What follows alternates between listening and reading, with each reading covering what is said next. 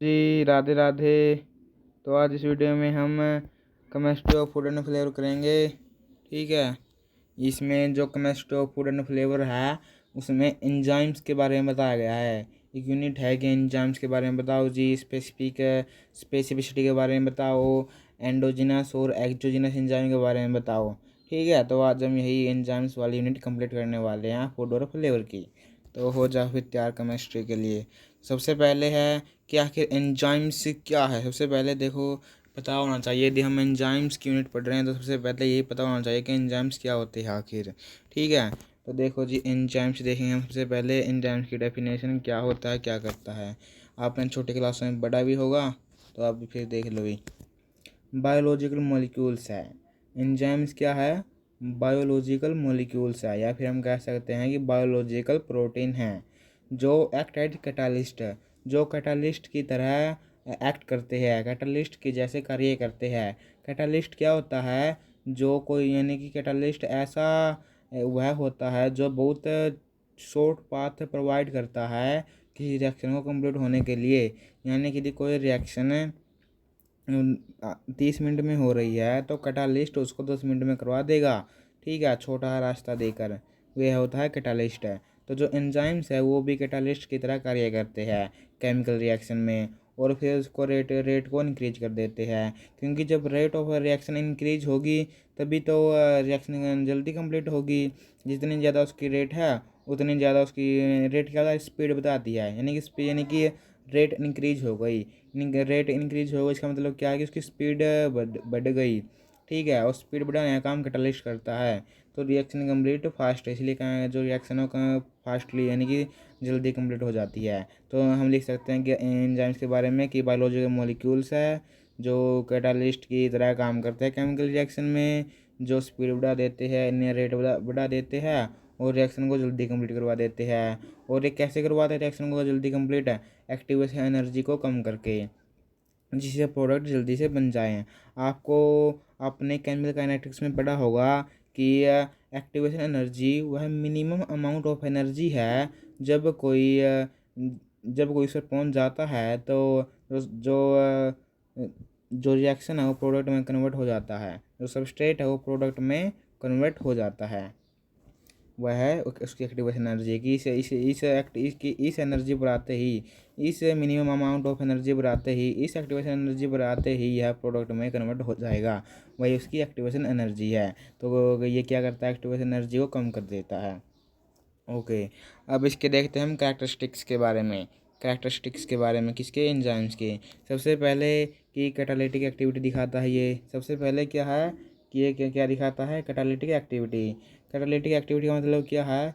Catalytic activity का मतलब ये आप समझ सकते हैं, जैसे मैंने बताया था कैटालिटिक यानी समझ सकते हो कि कैटालिटिक यानी कैटालिस्ट, एक्टिविटी यानी कि इसकी तरह जो काम करता है। यानी कि कैटालिटिक एक्टिविटीज मतलब है कि जो एंजाइम है वो कैटालिस्ट की तरह काम करता है। अभी मैंने बताया था कैटालिस्ट की तरह काम कैसे करता है। वह एक्टिवेशन एनर्जी को कम कर देता है और रिएक्शन की जो रेट है, स्पीड है, वो बढ़ा देता है एक्टिवेशन एनर्जी कम करके, और रिएक्शन को जल्दी कंप्लीट करवा देता है।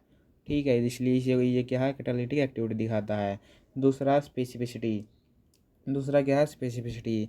स्पेसिफिसिटी से आप समझ सकते हैं कि जैसे कि आपके घर में ताला होगा और उस ताले की चाबी आपके घर में ही होगी। ठीक है। अब यदि एक मान लो यदि आप कहीं बाहर चले गए, ठीक है, और आपसे वो अपने अपने ताले की चाबी खो जाए तो उस ताले को आप कैसे खोलेंगे? क्या खोल सकते हो? अब उसका तोड़ना ही पड़ेगा। या तो वो चाबी ढूंढ कर लाओ या फिर उस ताले को तोड़ डालो। ठीक है। सबसे पहले तो फिर मतलब दूसरी, यदि आप ये तो नहीं है कि पड़ोस पे जाके पड़ोसियों से चाबी लेकर आएंगे कि आपकी चाबी दे दो जी, हमारा ताला नहीं खुल रहा है। ऐसा तो नहीं होता है। हर हर ताले की एक स्पेसिफिक चाबी होती है। यानी कि एक चाबी एक ही ताले में काम आएगी इस प्रकार से। उसी प्रकार यहाँ एंजाइम में भी है कि एंजाइम के साथ केवल वही सबस्ट्रेट जुड़ेगा जिनमें वही सबस्ट्रेट जुड़ेगा, एक ही सबस्ट्रेट जुड़ेगा, उसे कहते हैं स्पेसिफिसिटी। समझे? जैसे एक ताले में एक ही चाबी लगेगी स्पेसिफिक, उसी प्रकार एक एंजाइम के साथ जो एंजाइम की एक्टिव साइट होती है, एंजाइम के साथ एक ही सबस्ट्रेट जुड़ेगा। ठीक है, यहाँ लिख सका है कि this specificity arise from the precise three dimensional structure of the enzyme. ये जो स्पेसिफिसिटी कहाँ से आई है? Three dimensional structure of enzyme, enzyme के थ्री डिमेंशनल स्ट्रक्चर से आई है, उसकी एक्टिव साइट से। और this specificity ensures that enzymes only catalyse the reaction they are intended to. The reaction between enzyme and substrates is like a key and lock. Only match key open the lock. देखिए लिख दिया मैंने कि जो reaction है enzyme और substrate के बीच वो कैसी है? जैसे एक ताला है और एक चाबी है। एक एक मतलब कि निश्चित चाबी ही उस ताले को खोल पाएगी, दूसरी नहीं है। उसी प्रकार एक निश्चित सबस्ट्रेट ही एक ही सबस्ट्रेट होगा जो उसके साथ बाइंड करेगा। समझ रहे हो? जैसे कि यदि मैं आपको अच्छे से बताऊं तो जैसे कि ये मान लो कि 1 मिनट जी, हाँ 1 मिनट, यहाँ पर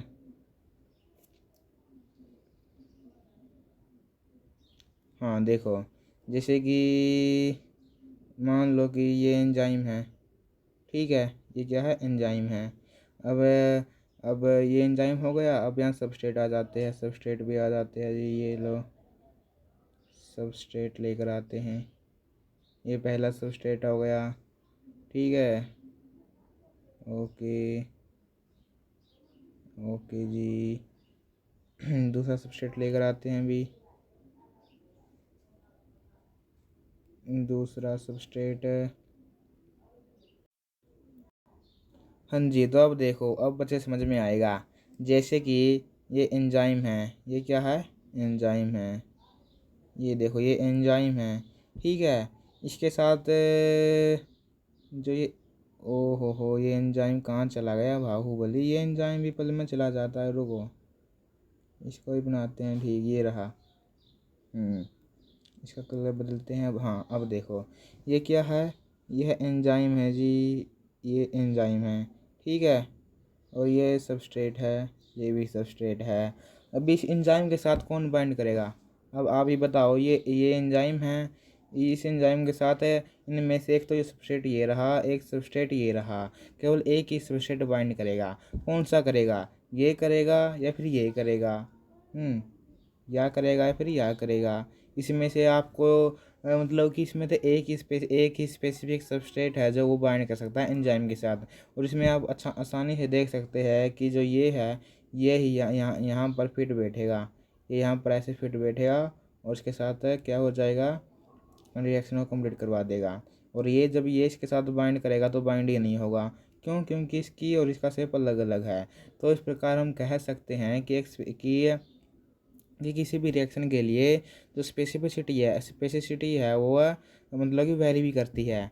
वेरी कैसे करती है? कि जैसे कि हर एंजाइम का अलग अलग स्ट्रक्चर होता है, तो हर एंजाइम के अलग अलग जो सबस्ट्रेट है वो भी अलग अलग होंगे। यानी कि हर एंजाइम का स्ट्रक्चर अलग है और हर एंजाइम का जो सबस्ट्रेट है उसका स्ट्रक्चर अलग है। ठीक है, केवल मतलब कोई भी ये नहीं है कि कोई भी सबस्ट्रेट आकर किसी के साथ, किसी एंजाइम के साथ भी बाइंड कर सकता है। नहीं, वो एक स्पेसिफिक सबस्ट्रेट है।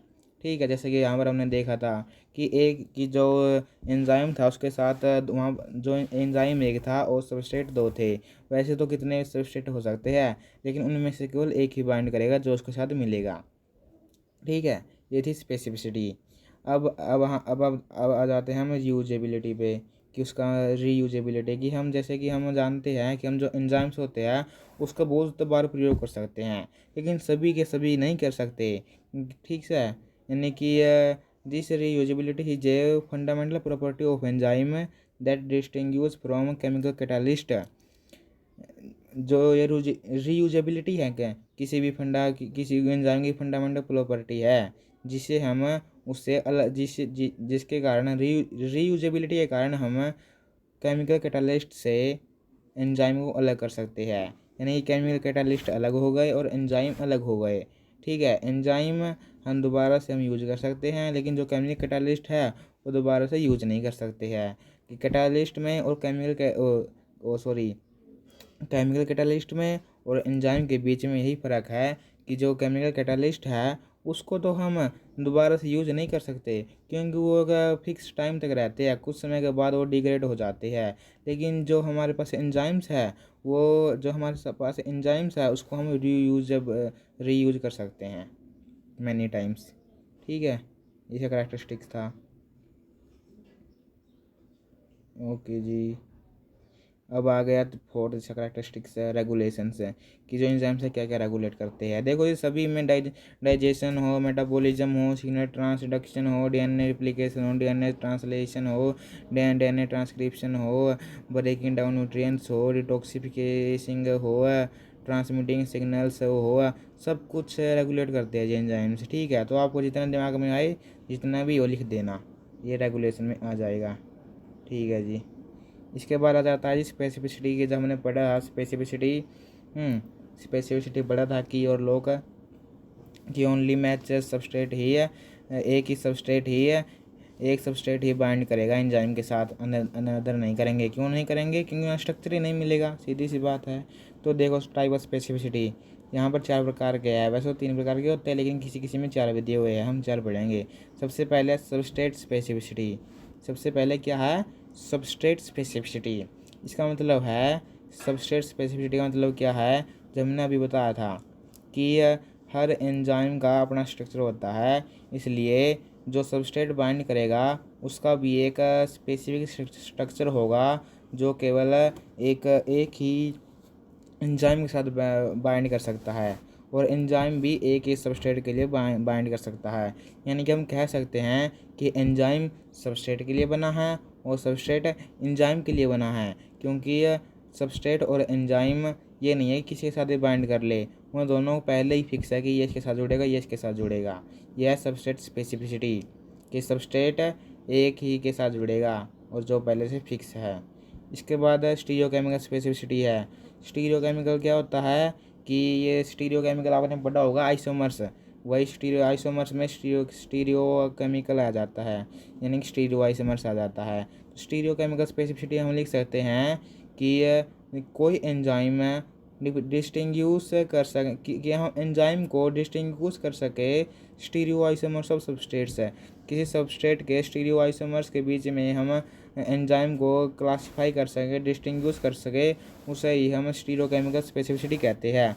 स्टीरियो आइसोमर्स क्या होता है? आइसोमर्स में होते हैं जिनकी जिनकी केमिकल जो फार्मूला है वो तो सेम होता है, लेकिन केमिकल स्ट्रक्चर अलग होता है, वो है आइसोमर। उनका केमिकल स्ट्रक्चर अलग है और फार्मूला सेम है, तो उनके बीच में जो डिफ्रेंशिएट कर रहा है उसको हमने कह दिया स्टीरियोकेमिकल स्पेसिफिसिटी।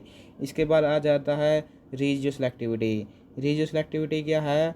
यानी कि एंजाइम्स में कैटालिस्ट रिएक्शन और स्पेसिफिक साइट्स है, यानी कि जो एंजाइम होता है उसकी एक एक्टिव साइट होती है, एक स्पेसिफिक साइट होती है, उसी पर आके ही जब उसी पर आके ही जो कैटालिस्ट है वो बाइंड करेगा तभी रिएक्शन कंप्लीट होगी। ठीक है, ये नहीं है कि कहीं की सबस्ट्रेट आया कहीं भी जुड़ गया, नहीं, एंजाइम की एक स्पेसिफिक साइट है, वहाँ पर कैटालिस्ट को जुड़ना पड़ेगा तभी रिएक्शन कंप्लीट होगी। इसको कहते हैं रेशियो सेलेक्टिविटी। और लास्ट है इन एंटियोमेरिक स्पेसिफिसिटी।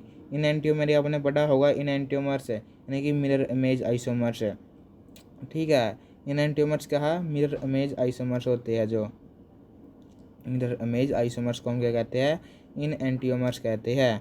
जैसे कि जो some enzymes can distinguish between in enantiomers, कुछ एंजाइम्स है जिनको हम डिस्टिंग्विश कर सकते हैं इन एंटियोमर्स के बीच में, उसको हमने क्या कह दिया? इन एंटियोमेरिक स्पेसिफिसिटी कह दिया।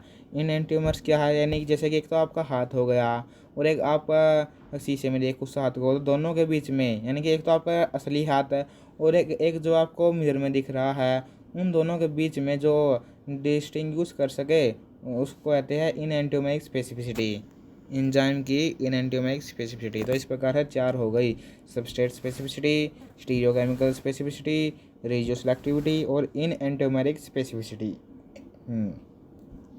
इसके बाद ये हमने पढ़ लिया। अब फैक्टर इन्फ्लुएंसिंग स्पेसिफिसिटी, यानी कि क्या क्या फैक्टर इन्फ्लुएंस करते हैं स्पेसिफिसिटी को। सबसे पहले एक्टिव साइट है, स्ट्रक्चर आ गया कि the shape and chemical property of the active site determine which substance can bind and undergo catalyst, यानी कि जो जो एंजाइम की एक्टिव साइट है, एंजाइम की जो एक्टिव साइट का स्ट्रक्चर है वो एक ही एंजाइम के लिए बना हुआ है। ठीक है, मैंने कहा था कि एंजाइम सबस्ट्रेट के लिए बना है और सबस्ट्रेट एंजाइम के लिए बना है। ये कभी दूसरे से मिल नहीं सकते, ये आपस में मिलेंगे और आपस में ही क्या करते रहेंगे, आपस में ही मतलब कि मिलकर केमिकल रिएक्शन को कंप्लीट करेंगे, किसी और के साथ ये बाइंड नहीं कर सकते हैं। इसलिए कहते हैं कि जो कैटलिस्ट है, जो कैटलिस्ट नहीं, जो सबस्ट्रेट है वो एंजाइम के लिए बना है और एंजाइम कैटलिस्ट के लिए बना है। और यदि हम सब इसमें दूसरा है सबस्ट्रेट कॉन्सेंट्रेशन।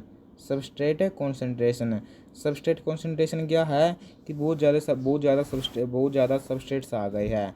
सबस्ट्रेट जो किसके लिए, कि बहुत सारे सबस्ट्रेट्स आ गए हैं बाइंड होने के लिए एंजाइम की एक्टिव साइट से। तो यानी कि बहुत सारे यदि सबस्ट्रेट कॉन्सेंट्रेशन बढ़ गई, यानी कि बहुत सारे क्या आ गए, सबस्ट्रेट आ गए बाइंडिंग के लिए, तो रेट ऑफ रिएक्शन भी बढ़ गई। रेट ऑफ रिएक्शन क्यों बढ़ गई, क्योंकि अब आसान हो जाएगा क्योंकि उनमें से कोई ना कोई तो पाएगा, पाएगा एंजाइम वाला। यानी कि 10, जैसे कि 10 आ गए, 10 सबस्ट्रेट्स आ गए और एक एंजाइम है, तो उन 10 सबस्ट्रेट्स में से कोई एक सबस्ट्रेट ऐसा तो होगा जो उस एंजाइम के साथ बाइंड कर सकता है। इसलिए हमने कह दिया कि रेट ऑफ रिएक्शन बढ़ गई कि उन 10 में से कोई एक तो ऐसा मिलेगा ही जो उसके साथ बाइंड कर जाए। ठीक है, दूसरा है पीएच एंड टेम्परेचर। तो हम पर देखो, ये सीधी सी बात है कि ऑप्टिकल पीएच एंड टेम्परेचर पर ये क्या करते हैं, मतलब कि ये जो स्पेसिफिसिटी है, कोई भी एंजाइम है, कोई भी सबस्ट्रेट्स है, वो ऑप्टिकल पीएच और टेम्परेचर पर ही कार्य करेगा। यदि ज़्यादा कम हो गया पीएच और टेम्परेचर, तो वह क्या हो जाएगा, मतलब कि वो खराब, उसका स्ट्रक्चर खराब हो जाएगा। इसलिए ऑप्टिकल पीएच या स्पेसिफिक पीएच पर ही काम करती है। कोफैक्टर कोएंजाइम क्या होते हैं, एडिशनल नॉन प्रोटीन होते हैं। एडिशनल नॉन प्रोटीन मॉलिक्यूल्स ही क्या है, कोफैक्टर कोएंजाइम। हम लिख सकते हैं कि some enzymes require additional non protein molecules to function properly. These molecules can influence enzyme specificity and activity. तो हम क्या लिख देंगे कि सबसे पहले हम लिखेंगे कोफैक्टर कोएंजाइम क्या होते हैं। तो हम लिखेंगे कि एडिशनल नॉन प्रोटीन मॉलिक्यूल्स को हम कोफैक्टर कोएंजाइम्स कहते हैं, और ये क्या कर देते हैं, ये इन्फ्लुएंस करते हैं एंजाइम स्पेसिफिसिटी को और उसकी एंजाइम की एक्टिविटी को। ये था जी फैक्टर इन्फ्लुएंसिंग स्पेसिफिसिटी 4। ठीक है, इसके बाद आ गया जी इंडोजिनस एंजाइम। इंडोजिनस नहीं जी, एक्सोजिनस एंजाइम। इंडोजिनस आगे देखेंगे। सबसे पहले क्या आ गया, एक्सोजिनस एंजाइम्स है। एक्सोजिनस एंजाइम से आप ये समझ सकते हैं कि एक ऐसे एंजाइम्स है जो बाहर क्रिया करते हैं, अंदर जाके क्रिया नहीं करते हैं।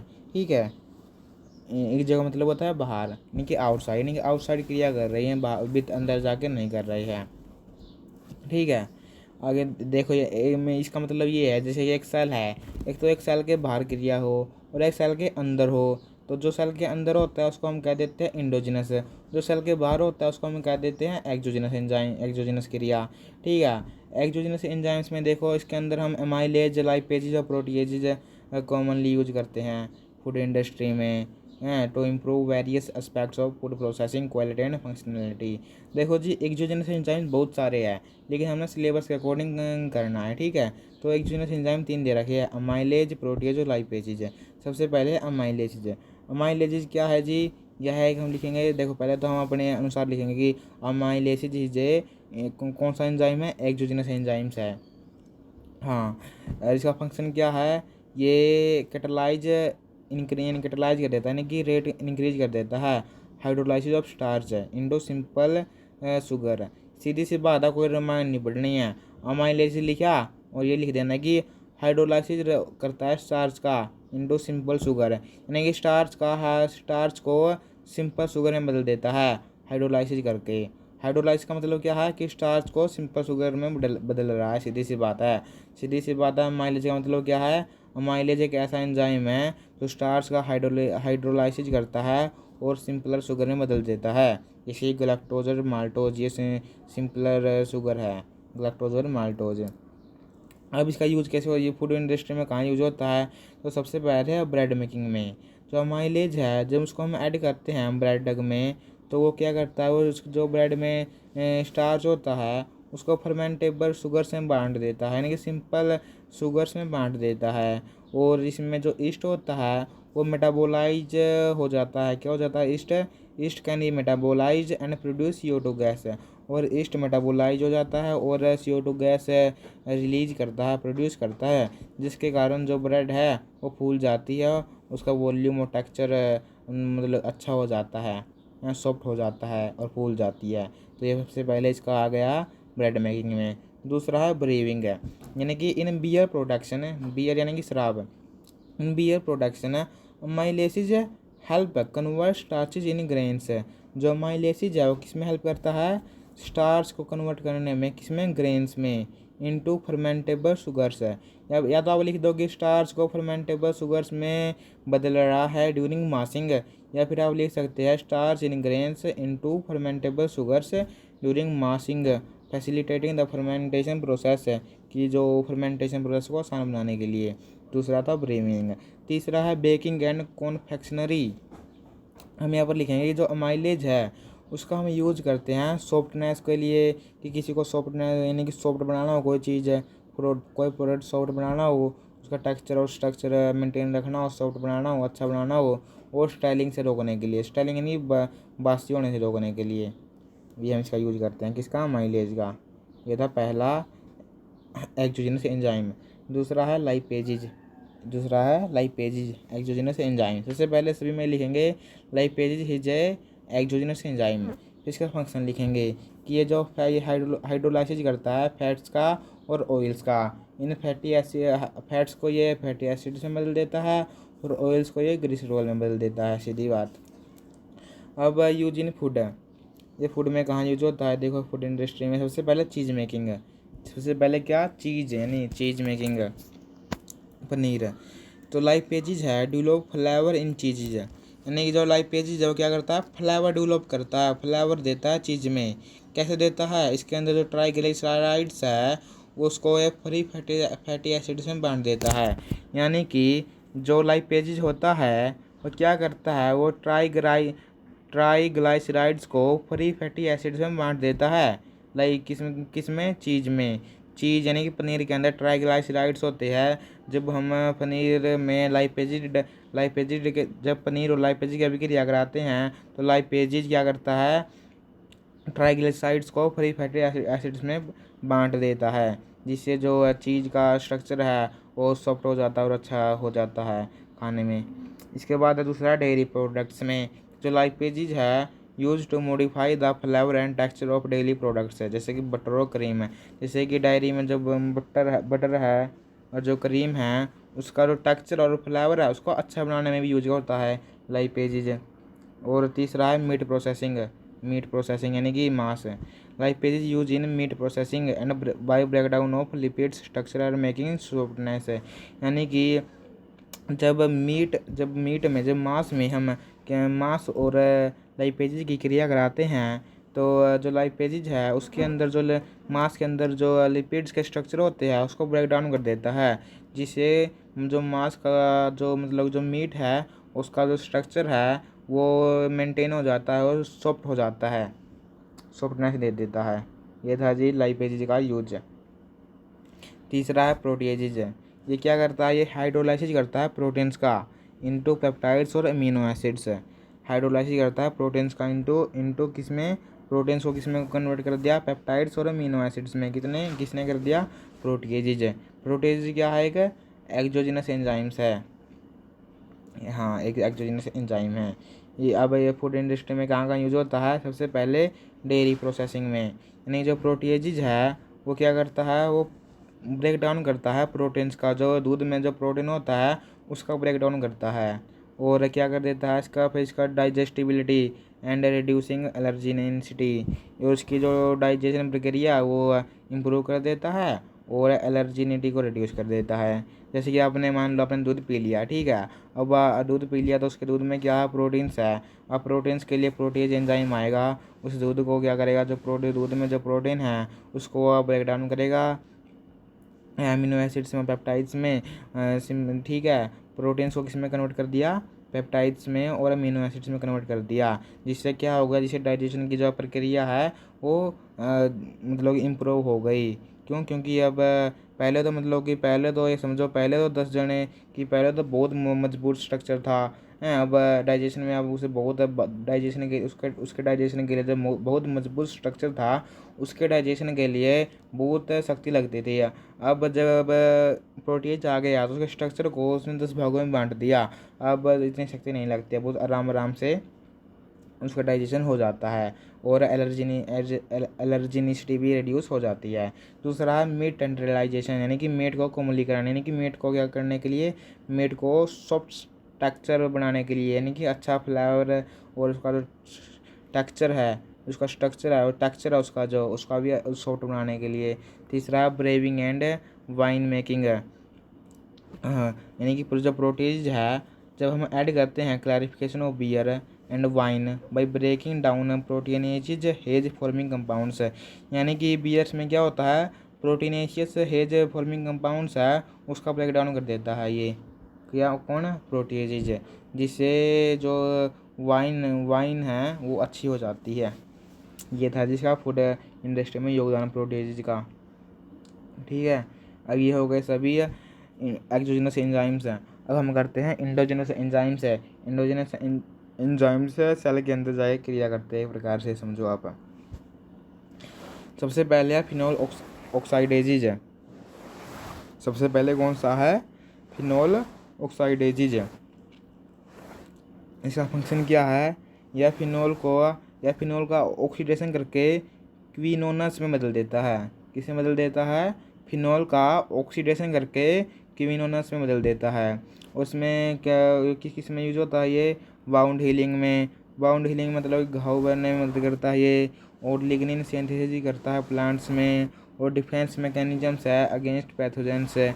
डिफेंस मैकेनिज्म्स कैसे है ये, क्योंकि जो ये फिनोल ऑक्साइडेजेज है ये मिलानी पिगमेंट बनाता है प्लांट्स और एनिमल्स में, जिससे एनिमल्स अपना कलर बदल गए अपना डिफेंस कर सकते हैं। इसका एग्जांपल है टायरोसिनेज। किस एग्जांपल क्या है इसका, टायरोसिनेज। हाँ, फिनोल ऑक्साइडेज का एग्जांपल है टायरोसिनेज। टायरोसिनेज क्या है, यह फिनोल ऑक्साइडेज का एग्जांपल है। इसका रोल क्या है, यह मिलानिन बायोसिंथेसिस इन एनिमल में, फंजाई में और प्लांट्स में लिख सकते हैं आप। ठीक है, यानी कि मिलानिन पिगमेंट बनाता है भाई ये जो ये टायरोसिनेज है, जो फिनोल ऑक्सीडाइज का एग्जाम्पल है टायरोसिनेज, ये क्या करता है, ये मिलानिन पिगमेंट बनाता है एनिमल्स में और फंजाई में। ठीक है, जिससे वो अपना कलर बदल के डिफेंस कर सकते हैं। दूसरी बात, ब्राउनिंग रिएक्शन कराता है ये फ्रूट्स में और वेजिटेबल्स में। क्या कराता है, browning reaction fruits and vegetables. जैसे आपने सेब देखी होगी, यदि सेब को काट कर आप थोड़ी देर के लिए रख देते हैं, तो ऑक्सीजन की तो जब जैसे ही सेब काट के आपने रखी, तो थोड़े 5-10 मिनट के बाद उसका जो वाइट कलर था वो भूरा हो जाएगा, ब्राउन कलर आ जाएगा उस पर। क्यों? क्योंकि उसका ऑक्सीडेशन हो गया है ऑक्सीजन की प्रेजेंस में। ऑक्सीजन का साथ लगता ही उसका कलर बदल गया। ये किस कारण हुआ, कि उसके अंदर टायरोसिनेज था, इसलिए यानी कि ब्राउनिंग रिएक्शन हो गई फ्रूट्स में और वेजिटेबल्स में। ये था सबसे पहला फिनोल ऑक्साइडेजेज। दूसरा है पी पर ऑक्साइडेजेज। दूसरा क्या है, पर ऑक्साइडेजेज। पर ऑक्साइडेजेज क्या करता है, यह ऑक्सीडेशन ऑफ सबस्ट्रेट्स, ये सबस्ट्रेट का ऑक्सीडेशन करता है। कैसे करता है, हाइड्रोजन पेरोक्साइड का यूज करके और इलेक्ट्रॉन एक्सेप्टर्स का यूज करके। किस में यूज होता है ये, हार्मोन सिंथेसिस में, defence against reactive oxygen species में और डिटॉक्सिफिकेशन प्रोसेस में यूज होता है ये। एग्जाम्पल है इसका कैटालेज एंड पर ऑक्साइडेज एंजाइम। क्या एग्जाम्पल है इसका, कैटालेज और पर ऑक्साइडेज एंजाइम, जो प्लांट और एनिमल दोनों ही मिलता है।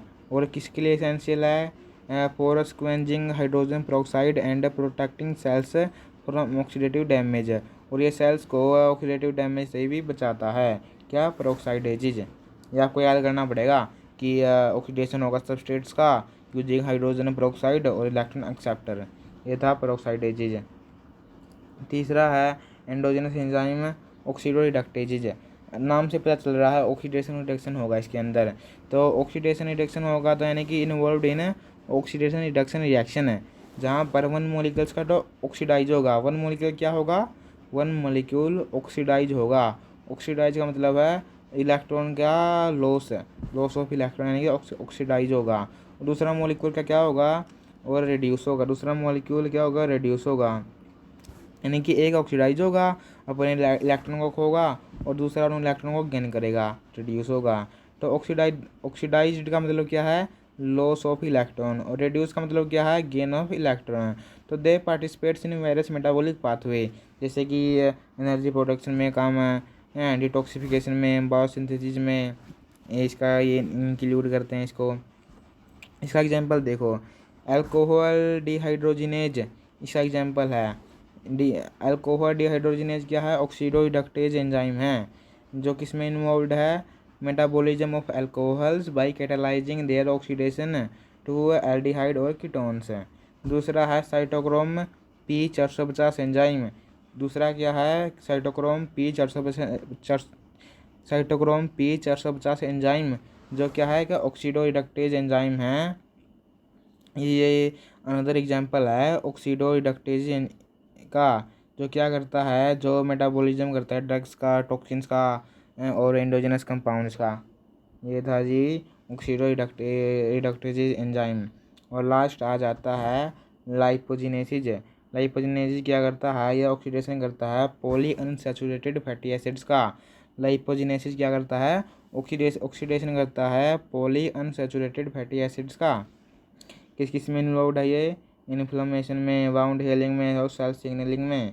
इसका एग्जांपल तो देखो जी, lipoxygenases are a class of lipogenesis that catalyze the oxygenation of poly unsaturated fatty acid. देखो क्या करता है ये? ऑक्सीडेशन करता है पॉली अनसैचुरेटेड फैटी एसिड्स का। जैसे कि जो ये ल्यूकोट्राइन्स है, ये इसका एग्जांपल है। ल्यूकोट्राइन्स एग्जांपल है लाइपोजिनेसिस का। ल्यूकोट्राइन्स क्या करता है? ये वायरस प्ले, ये बहुत ही क्या क्या अब देखो, सबसे पहले आपने क्या बताना है कि लिपोजिनेसिस क्या होता है। आप लिखोगे कि जो लाइपोजिनेसिस है, लाइपोजिनेसिस इज ए एंडोजेनस एंजाइम। और इसका ये क्या फंक्शन करता है? ये ऑक्सीडेशन करता है पॉली अनसैचुरेटेड फैटी एसिड्स का। फिर आपने इसका एग्जांपल देना है कि ल्यूकोट्राइनिस इसका एग्जांपल है, जो इम्यून रिस्पॉन्स में रोल प्ले करता है, और इन्फ्लेमेशन में भी रोल प्ले करता है, और सेल सिग्नलिंग में भी रोल प्ले करता है, और बाउंड हीलिंग में भी रोल प्ले करता है। फिर आपने क्या फंक्शन बता देने हैं बस। अब हमारा लास्ट टॉपिक आता है फैक्टर अफेक्टिंग एंजाइम एक्टिविटी, कि ऐसे कौन कौन से फैक्टर है जो एंजाइम की एक्टिविटी को प्रभावित करते हैं। सबसे पहले आ जाता है पीएच और टेम्परेचर। मैं आपने पहले बता चुका हूँ कि एंजाइम है स्पेसिफिक पीएच और टेम्परेचर पर ही कार्य करता है। यदि टेम्परेचर या ऊपर नीचे हो गया तो उनका स्ट्रक्चर बिगड़ जाएगा, और फिर सबस्ट्रेट उसके साथ बाइंड नहीं करेगा एंजाइम के साथ। ठीक है, सीधी सी बात। तीसरा है सबस्ट्रेट की कॉन्सेंट्रेशन है। सबस्ट्रेट कॉन्सेंट्रेशन का मतलब है कि बहुत सारे सबस्ट्रेट अवेलेबल है और एंजाइम के साथ बाइंड होने के लिए। तो इसका मतलब है कि यदि सबस्ट्रेट की कॉन्सेंट्रेशन बढ़ेगी तो रेट ऑफ रिएक्शन भी बढ़ेगी। दूसरा आ जाता है एंजाइम की कॉन्सेंट्रेशन है। एंजाइम कॉन्सेंट्रेशन का मतलब है कि बहुत सारे एंजाइम प्रेजेंट है, किस लिए? टू कैटालाइज द रिएक्शन को कंप्लीट करने के लिए। यानी कि यदि बहुत सारे एंजाइम हैं तो रेट ऑफ रिएक्शन बढ़ जाएगी, सीधी सी बात है। क्यों बढ़ जाएगी? क्योंकि बहुत सारे एंजाइम है, तो उन एंजाइम्स में से कोई एक ऐसा एंजाइम होगा जो किसी एक सबस्ट्रेट के साथ बाइंड कर जाए, तो रिएक्शन कंप्लीट हो जाएगी। पाँचवा है कोफैक्टर एंड कोएंजाइम। तो कोफैक्टर और कोएंजाइम क्या थे? एडिशनल नॉन प्रोटीन मॉलिक्यूल्स थे। देखिए ये रिएक्शन में पार्टिसिपेट करते हैं और catalyse by helping to facilitate substrate binding. देखिए सीधी सी बात, आपने क्या लिखना कोफैक्टर और कोएंजाइम में कि एडिशनल नॉन प्रोटीन मॉलिक्यूल्स है कोफैक्टर और कोएंजाइम, जो रिएक्शन में पार्टिसिपेट करते हैं और हेल्प करते हैं फैसिलिटेट सबस्ट्रेट बाइंडिंग। सबस्ट्रेट क्या किस में हेल्प करते हैं? Facilitate substrate binding. और अगला छठा है इनहिबिटर्स। इनहिबिटर्स क्या है? यानी कि जो सबस्ट्रेट्स बाइंडिंग को रोक देते हैं उन्हें इनहिबिटर्स कहते हैं। यानी कि एंजाइम एक्टिविटी इनहिबिटेड है, एंजाइम एक्टिविटी इनहिबिटेड है। इनहिबिटेड का मतलब क्या है, डिस्टर्ब हो गई, एंजाइम की जो एक्टिविटी थी वो डिस्टर्ब हो गई by various molecules known as inhibitors. यानी इसका मैं अच्छा एग्जांपल दूँ तो मान लो आप एक क्लास में हैं, क्लास में आपका एक दुश्मन आ गया तो और आप उसे देख के जल मन ही मन में जल रहे हो, आप पे काम ही नहीं हो रहा है कि आप आए तो पढ़ने लेकिन उसकी शक्ल देख ली तो उसी का चिंतन हो रहा है। ठीक है, यानी कि उसने क्या कर दिया, उसने आपके काम को रोक दिया, इनहिबिट कर दिया, डिस्टर्ब कर दिया। तो वही वह तो उसको हम इनहिबिटर कह सकते हैं। तो वहीं यहाँ पर भी वही है कि यदि जो कोई एंजाइम के काम को रोक दे, यानी कि enzyme activity inhibited by various molecules, उन मॉलिक्यूल्स को हम इनहिबिटर्स कहते हैं। जो इनहिबिटर्स है वो रिवर्सिबल भी हो जाते हैं और इरिवर्सिबल भी हो जाते हैं। और bind to the enzyme active site क्या करते हैं, ये खुद एंजाइम एक्टिव साइट के साथ बाइंड कर जाते हैं, जिसके कारण जो जो मेन आदमी था, उसका जो मेन सबस्ट्रेट था वो बाइंड नहीं हो पाता क्योंकि सबस्ट्रेट को जगह ही नहीं मिलती, जिसके कारण एंजाइम की एक्टिविटी रुक जाती है। तो आगे लिखा है प्रिवेंटिंग सबस्ट्रेट बाइंडिंग और कैटालिसिस इनहिबिटर्स नेचुरल कंपाउंड्स है जैसे कि ड्रग्स और टॉक्सिन्स है। अब ये लास्ट आ गया जी एक्टिवेटर्स है, यानी कि जो एंजाइम की एक्टिविटी को बढ़ाता है और बाइंड टू द एंजाइम और increase its affinity for substrates और टू इनहेंस कैटालाइटिक एक्टिविटी। ये था एक्टिवेटर। सीधी सी बात है, सीधी ये लिख देना कि एंजाइम की एक्टिविटी को बढ़ाने वाले एंजाइम की एक्टिविटी को बढ़ाने वाले को हम एक्टिवेटर्स कहते हैं। और पीएच एंड टेम्परेचर स्टेबिलिटी तो मैंने बता ही दिया था, ये तो वही बात है कि स्पेसिफिक पीएच होना चाहिए, स्पेसिफिक या टेम्परेचर होना चाहिए। ओके जी, तो हमने chemistry of food and flavour की जो टॉपिक था, जो एक यूनिट थी वो कंप्लीट कर दिया। यदि अच्छी लगी हो तो लाइक सब्सक्राइब एंड शेयर, और कुछ कमी लगी हो तो कमेंट में ज़रूर बताना। तो राधे राधे लिखना ना भूलें। Thank you. राधे राधे।